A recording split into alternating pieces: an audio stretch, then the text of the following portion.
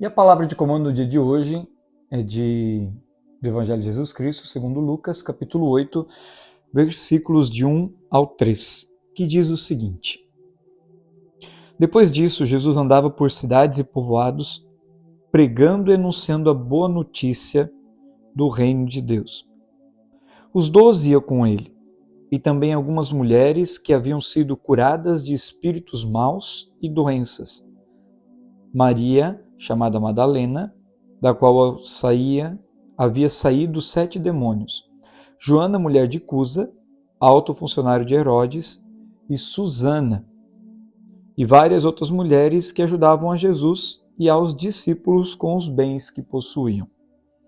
Palavra da salvação, glória a vós, Senhor.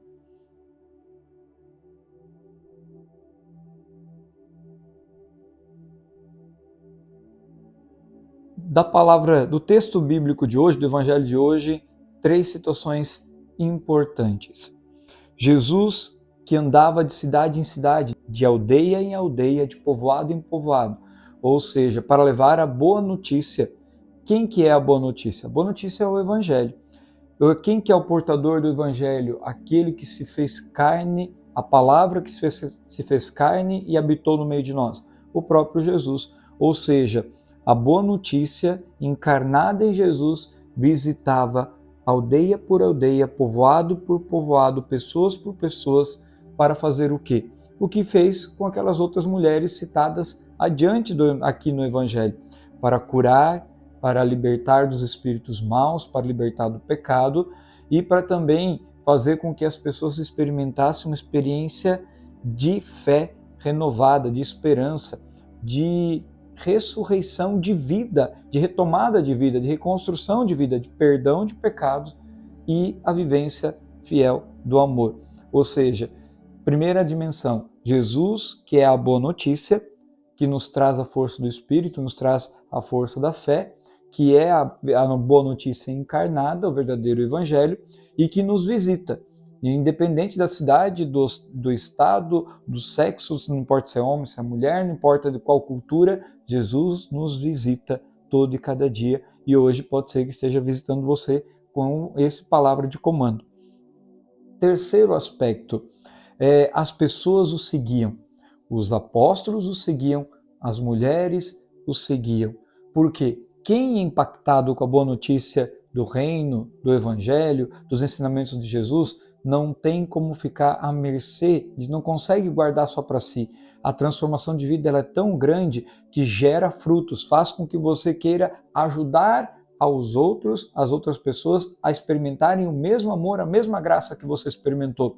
Por exemplo, ontem mesmo, conversando com um amigo, ele dizia assim que foi muito bom fazer um retiro, um encontro, viver a experiência de Deus no momento de deserto em que ele se propôs a experimentar o Senhor numa experiência de oração.